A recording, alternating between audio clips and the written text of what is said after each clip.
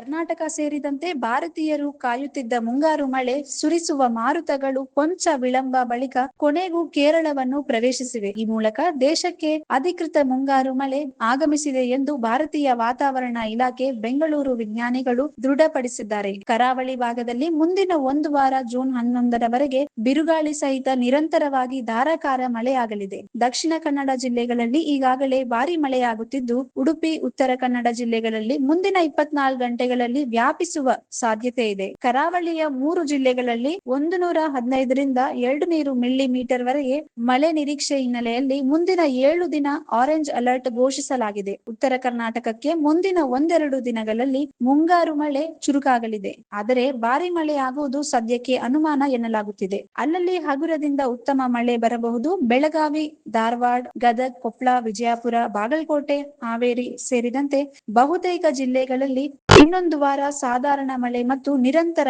ಮಬ್ಬು ವಾತಾವರಣ ನಿರೀಕ್ಷೆ ಇದೆ ಎಂದು ಪಾಟೀಲ್ ಅವರು ತಿಳಿಸಿದ್ದಾರೆ. ಬೆಂಗಳೂರು ಈಗಾಗಲೇ ತಂಪು ವಾತಾವರಣದ ಅನುಭವವಾಗುತ್ತಿದ್ದು, ತುಮಕೂರು, ರಾಮನಗರ, ಮೈಸೂರು, ಚಾಮರಾಜನಗರ, ಶಿವಮೊಗ್ಗ, ಕೊಡಗು ಇನ್ನಿತರ ಜಿಲ್ಲೆಗಳಲ್ಲಿ ಉತ್ತಮ ನಿರೀಕ್ಷೆ ಇದೆ. ಜೂನ್ 6ರ ಹೊತ್ತಿಗೆ ಉತ್ತರ ಕರ್ನಾಟಕ ಪ್ರವೇಶಿಸಲಿದೆ. ಜೂನ್ 15ರ ಹೊತ್ತಿಗೆ ರಾಜಸ್ಥಾನ ರಾಜ್ಯದವರೆಗೂ ಮುಂಗಾರು ಮಳೆ ವ್ಯಾಪಿಸಲಿದೆ. ಸದ್ಯ ಉತ್ತರ ಭಾರತದ ರಾಜ್ಯಗಳಲ್ಲಿ ಅಧಿಕ ತಾಪಮಾನ, ಒಣ ಹವೆಯ ವಾತಾವರಣ ಮುಂದುವರೆದಿದೆ.